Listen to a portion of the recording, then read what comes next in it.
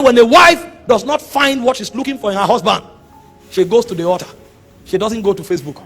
Our generation, we've not raised holy women that trust in God. We raise women that are looking for public opinion. And so they go and throw their marriage in public. And people with ideologies from the gutters come to advise them. And they take actions that are not born by the Spirit of God. It's a women who are holy, who are consecrated to God and fear the Lord. He said this is how they live their lives. He said they adorn themselves. That means the ornament of such women, the glory of such women is not gold.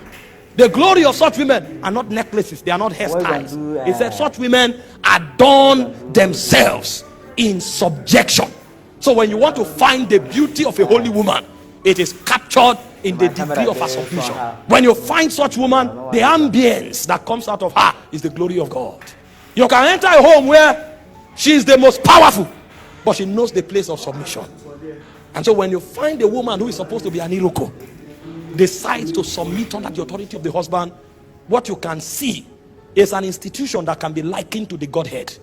That even though the Father, the Son, and the Holy Ghost are equal, they decided for the purpose of administration that the Son will become the messenger of the Father. Not because the Son is lower in essence, but it is a beauty that is reflected only from the crucible of the divine. That two people can be joint heirs, but one understands the place of authority and decides to go under submission, trusting the Lord that his purposes can find expression. He says such women, their beauty is not in their ornaments. He said their beauty is reflected in their submission. That's why today, with all the apparels that many women deck themselves with, the moment they talk, people hate them, because you can sense arrogance. And then you now know that this is not consistent with the character of holy women.